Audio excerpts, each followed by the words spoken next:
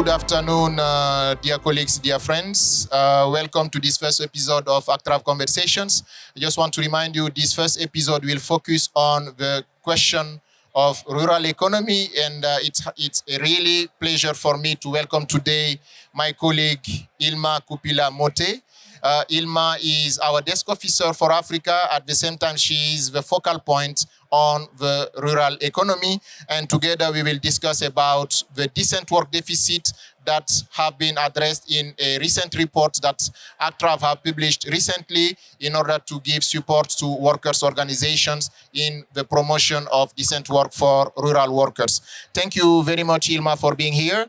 My first question to you will be, recently, as I said, Actrav have reported a report on decent work deficit in the rural economy, which stressed that 80% in the world poor reside in the rural areas.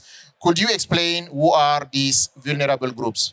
Thank you very much, Mamadou, for the invitation. And we are very happy to be discussing a report that Actrav recently launched on assessing decent work in the rural economy in many countries. In fact, the report focuses on a number of vulnerable groups within the rural economy.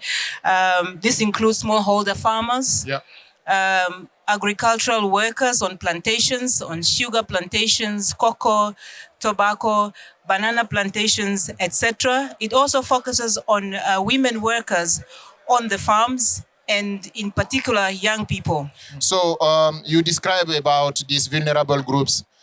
One of the focus of this report is to explain the decent work deficit for rural workers in these zones. Can you explain about that? Yeah. So we found a huge gap of decent work deficits in the rural economy, starting with the fact that many of them are in formal employment. A lot of them don't have formal employment contracts. They are subjected to major decent work deficits. They don't have access to social protection.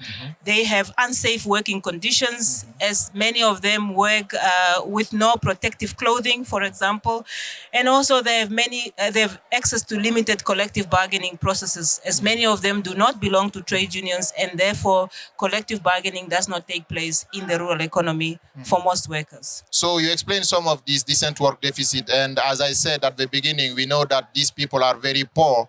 The question that I want to ask you now is, in your view, what could be the role of trade unions, but also the government, in addressing this type of deficit in the rural economy? Yeah, very good. I mean, collaborative efforts are needed between governments and all the social partners to bring about decent work to the rural economy workers, because no one government agency or worker organization can bring about the needed change that we need to see rural workers beginning to thrive and enjoying decent work conditions. The first issue that we are working on is to enforce labor laws, strengthening the implementation of existing labor laws, also to extend them to workers in the rural economy, improve social protection coverage to make sure that rural workers are also included in social protection programs at the national level, promote fair wages, because a number of them earn indecent wages. They are not able to afford the most basic minimum, what you need to live on a daily basis.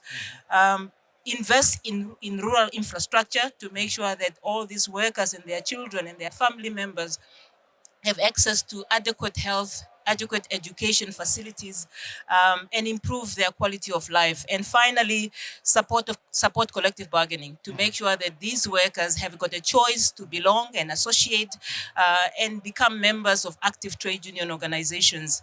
Because what we found is that many of them do not belong to trade unions in many of the countries where we did the research. So for those who are watching, I just want to remind you that we are talking about one of the reports that Actrav have launched recently, which focus on the decent work deficit in the rural economy. Just my last question to you, Hilma, will be to know that this topic of rural economy is key for the ILO, but in particular for the ILO's department, Bureau for Workers' Activities. We would like to know, in your view, after this successful report, what others initiatives we have within ACTRAB or inside the office in terms of promoting decent work for workers in the rural economy? Yeah. So this is work that ILO ACTRAF is not intending to stop anytime soon until we have seen significant results, especially in the improvement of the lives and working conditions of rural workers. We will continue to do policy advocacy, continue pushing for legislative reforms in the number of countries in which we are working to benefit rural workers. We will continue to offer training programs to ensure that rural workers are aware of not only their labor rights, but also their basic human rights.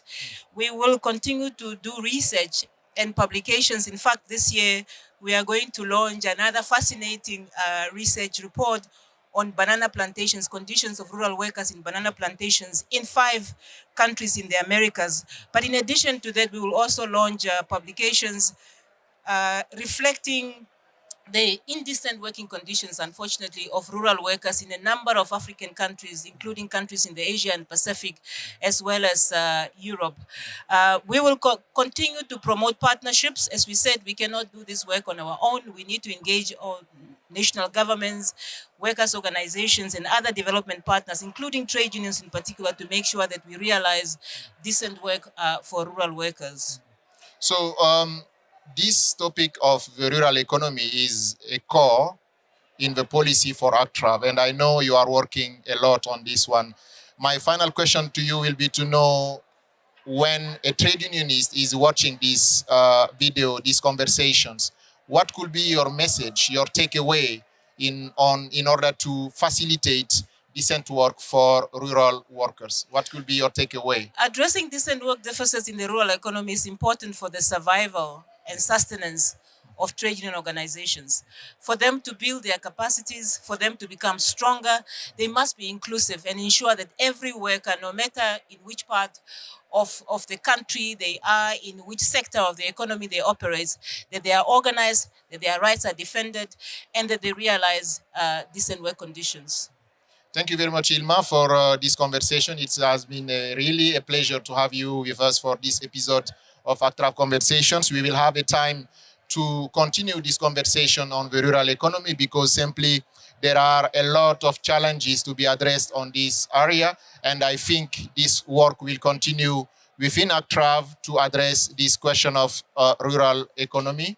And we want also to thank you, colleagues, for watching these ACTRAV conversations. It has been a pleasure for me to present you this conversation, which I can remind you that will focus on the rural economy. And we would like to thank you very, very much for your attention. And we hope to see you soon for a next episode of ACTRAV Conversation. Thank you very much and see you soon.